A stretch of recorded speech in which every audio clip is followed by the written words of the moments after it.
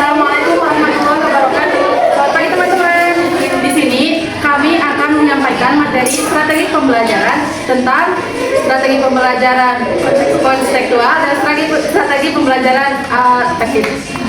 Sebelumnya saya mengucapkan terima kasih kepada dosen pengampu mata kuliah yaitu Ibu Rima Majidah SPD MPD yang telah memberikan kesempatan untuk kami menyampaikan materi. Dilanjut untuk pemateri pertama yaitu ada Jana dan Lutfi. Nah baik, untuk materi yang pertama yaitu strategi pembelajaran kontekstual. Untuk kontekstual itu sendiri dalam bahasa Inggris itu merupakan contextual teaching and learning.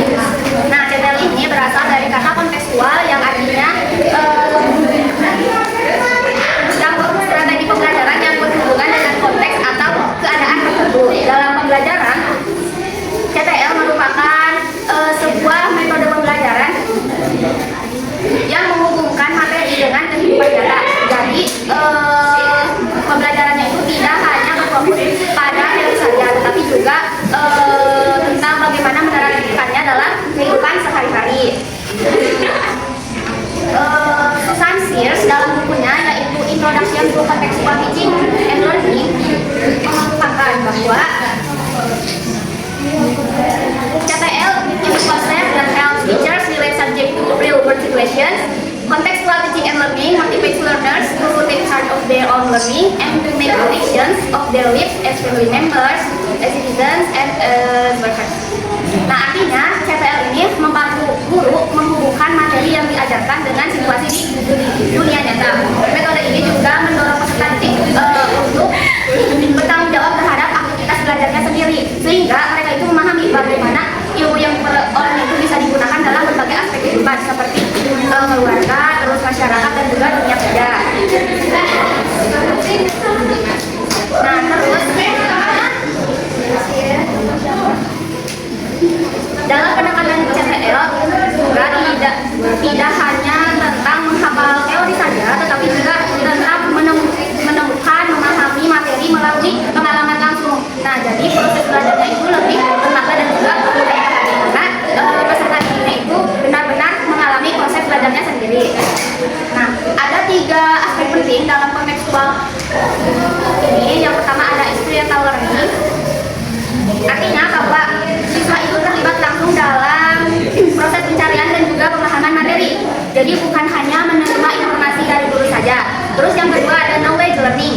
Nah, di mana ilmu yang dipelajari ini harus diaplikasikan dalam kehidupan sehari-hari. Jadi peserta didiknya itu benar-benar merasakan manfaatnya secara langsung. Terus yang ketiga ada lifelong learning. Nah, CTL ini menekankan bahwa belajar itu bukan hanya sekedar mendapatkan nilai bagus, bukan hanya sekedar untuk mengejar nilai, tetapi juga untuk mengembangkan keterampilan yang tentunya akan berguna bagi sepanjang hidupnya. Nah, terus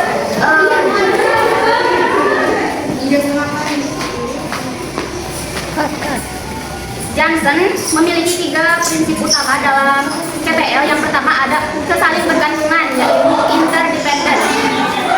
Nah, artinya bahwa proses pembelajaran itu harus dikaitkan dengan kehidupan nyata dan juga pengalaman sosial. Jadi bukan hanya sekedar menerima informasi saja dari guru. Nah, kenapa prinsip ini penting? Yang pertama, siswa itu perlu memahami bahwa ilmu yang mereka pelajari itu akan berguna bagi kehidupan mereka dan juga masa depannya, sehingga mereka lebih termotivasi lagi untuk belajar. Terus yang kedua, guru dan siswa juga harus bekerjasama dalam proses pembelajaran.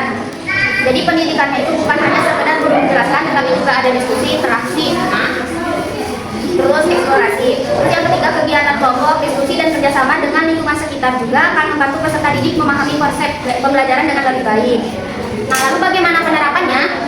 Yang pertama bisa menggunakan pembelajaran berbasis proyek, terus studi kasus dan simulasi, dan juga kolaborasi antar siswa dan komunitas. Terus prinsip yang kedua, diferensiasi atau differentiation. Nah, artinya bahwa setiap siswa itu memiliki cara belajar yang berbeda dan metode pengajarannya juga harus disesuaikan dengan kebutuhan serta potensi mereka. Nah, kenapa prinsip ini penting? Yang pertama, setiap peserta didik itu memiliki gaya belajar yang berbeda, gaya belajar yang unik. Ada yang lebih mudah belajar melalui audio, gambar, dan sebagainya. Yang kedua, itu harus fleksibel dalam mengajar. Jadi tidak bisa hanya berpotongan pada satu metode saja. Semua siswa. Terus yang terakhir, dengan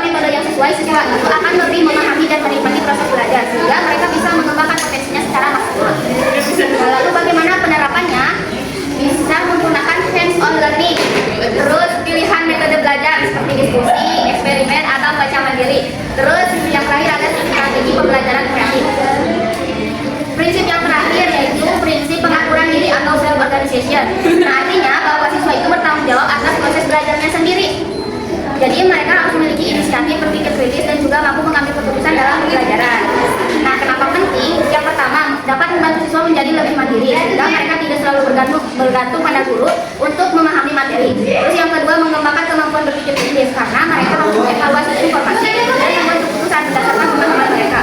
Memberikan kebebasan bagi siswa untuk menentukan cara belajar mereka sendiri sehingga mereka lebih aktif dalam mengeksplorasi ilmu pengetahuan. Lalu bagaimana penerapannya? Bisa menggunakan pembelajaran berbasis proyek dan penelitian mandiri, terus diskusi dan refleksi, terus mengembangkan keterampilan pemecahan masalah. Materi yang kedua yaitu latar belakang CTL atau sejarah perkembangan CTL. Nah,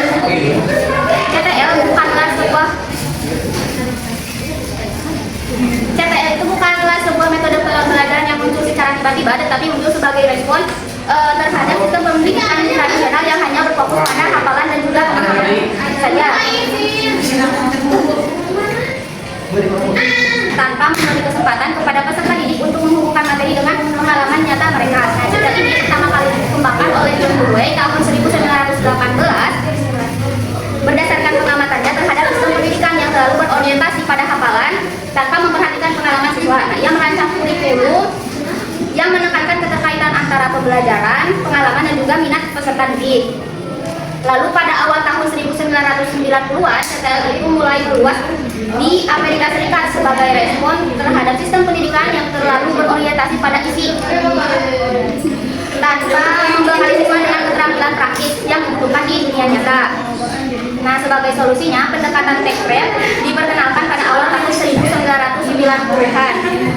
Nah, gerakan ini itu menekankan bahwa pembelajaran itu harus mengintegrasikan teori dengan praktik langsung sehingga siswa itu benar-benar memahami konsep yang mereka pelajari. CTL juga memiliki kaitan dengan teori konstruktivisme. Nah, CTL dengan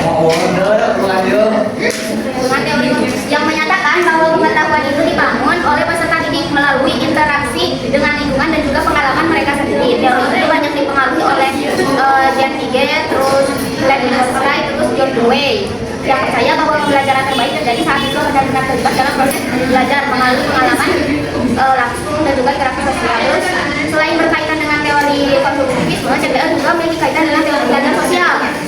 Nah, yang menyatakan bahwa pembelajaran terjadi melalui observasi, imitasi, dan juga interaksi sosial. Ini materi yang dapat saya sampaikan. Selebihnya saya kembalikan lagi ke moderator.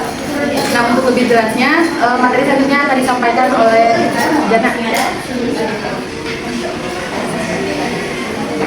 Nah, terima kasih Prof. Moderator telah memberikan saya kesempatan untuk menjelaskan tentang CTL. Nah, sekarang kita akan membahas tentang asas CTL ya. Nah, untuk asas CTL itu yaitu strategi pembelajaran kontekstual yang memiliki tujuan memiliki 7 asas. Nah, yang pertama ada konstruktivitas, yang kedua ada inquiry, dan yang ketiga ada bertanya, dan yang keempat yaitu masyarakat belajar, yang kelima pemodelan, yang keenam refleksi, dan yang terakhir yaitu penilaian nyata. Yang pertama yaitu konstruktivisme, yaitu kontribusi dalam pengembangan pembelajaran yang menekankan bahwa siswa membangun atau pemahaman dan pengetahuan mereka melalui refleksi terhadap pengalaman yang ada.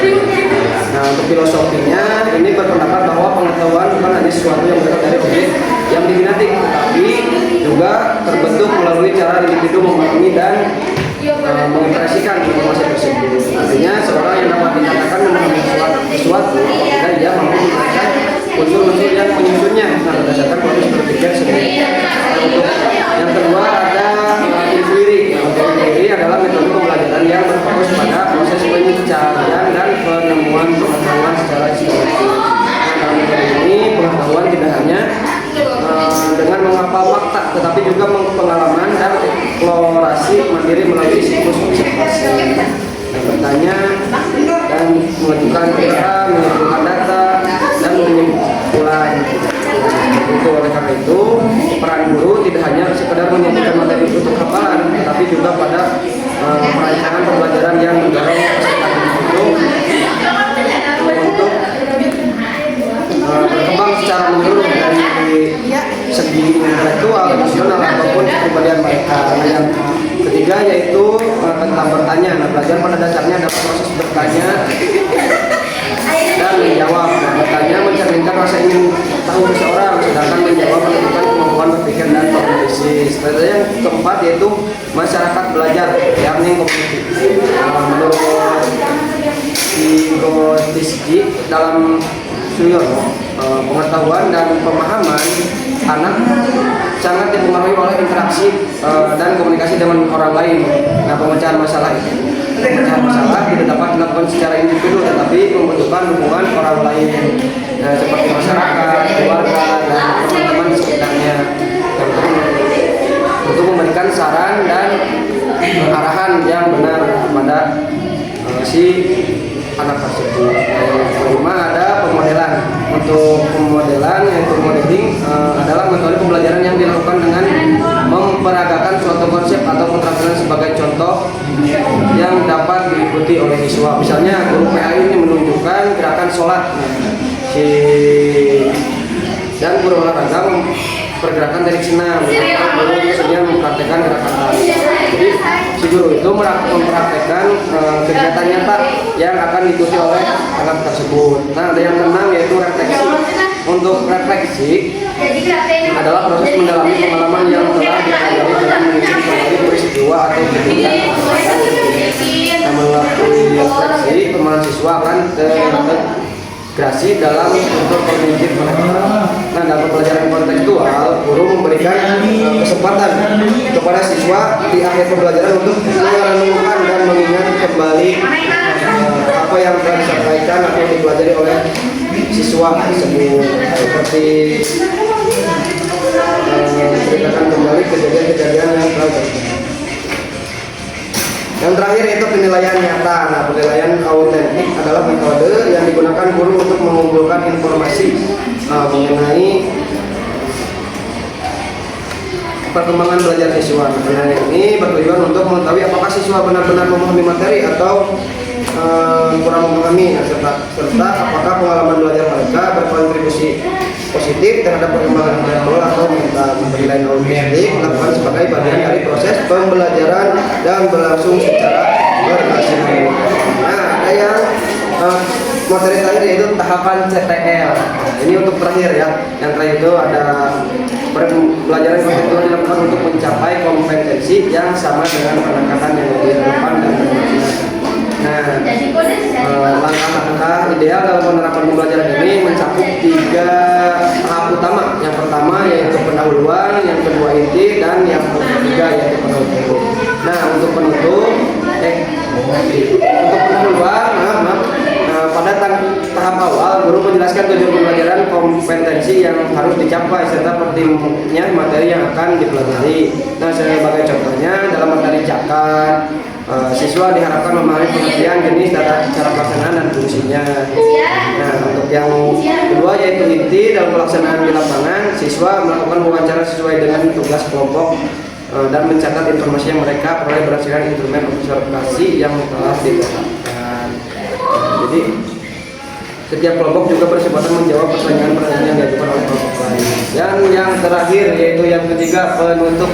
Nah, penutup sebagai bagian akhir dari pembelajaran. Guru membantu siswa menyimpulkan hasil wawancara sesuai dengan indikator keberhasilan yang telah ditetapkan. Nah, selain itu, guru memberikan tugas kepada siswa untuk menulis karangan tentang pengalaman mereka dalam mempelajari pembelajaran yang telah ditetapkan tersebut, sehingga mereka dapat menginternalisasi konsep yang telah. Mungkin untuk materi ya dari kelompok kami sekian. Terima kasih kepada kepala pemateri yang telah menyampaikan materi tentang strategi pembelajaran kontekstual. Nah, di sini sekarang kita akan bahas tentang apa itu konsep strategi pembelajaran afektif. Nah, sebelum itu kita harus mengerti dulu apa itu yang namanya strategi. Secara umum, strategi mempunyai pengertian suatu garis-garis besar haluan untuk bertindak dalam usaha mencapai saran yang telah ditentukan. Dan adapun pengertian dari pembelajaran merupakan suatu konsep dari 2 dimensi kegiatan, yaitu belajar mengajar yang harus direncanakan dan diaktualisasikan serta diarahkan pada pencapaian tujuan atau pemasaran sejumlah kompetensi dan indikatornya sebagai gambaran hasil belajar.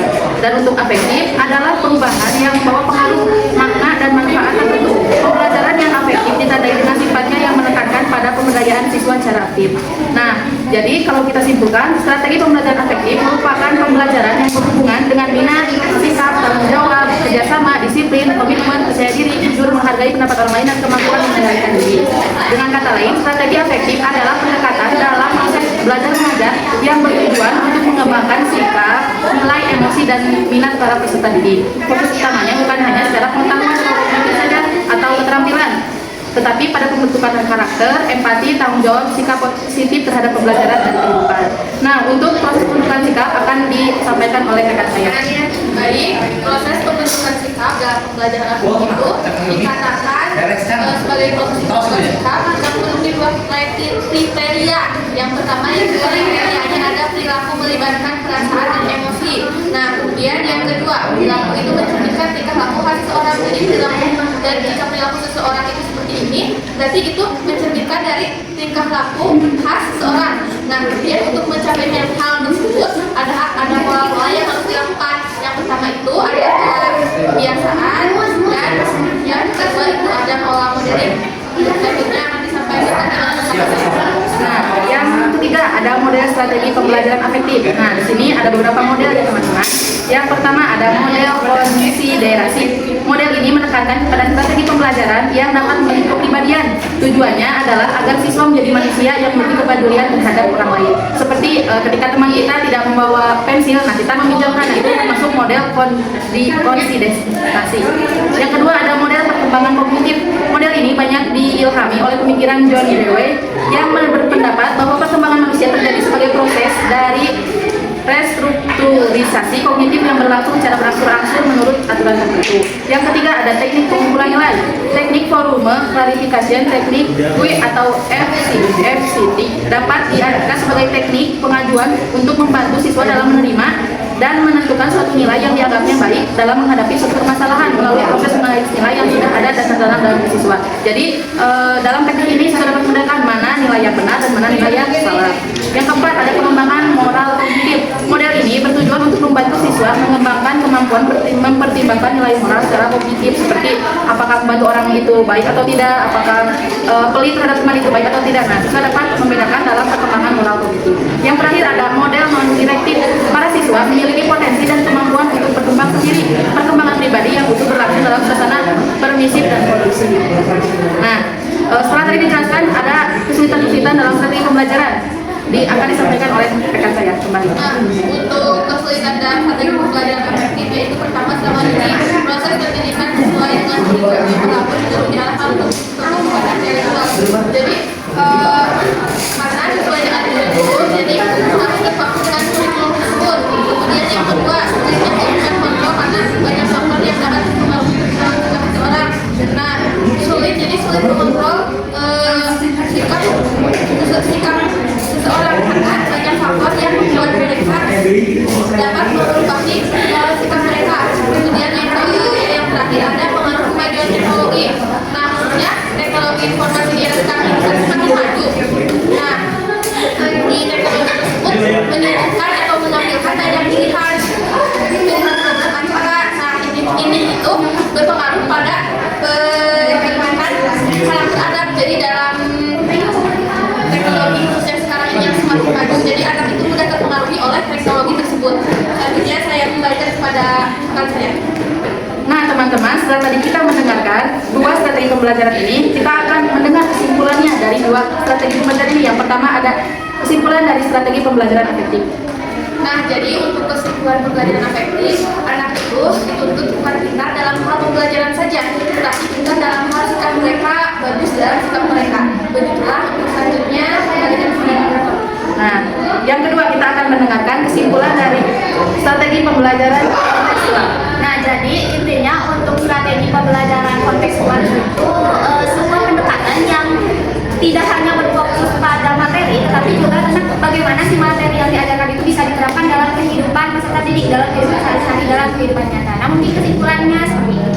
Nah, terima kasih kepada teman-teman yang sudah menyimak video kami kali ini. Mohon maaf apabila banyak kesalahan. Wassalamualaikum warahmatullahi wabarakatuh.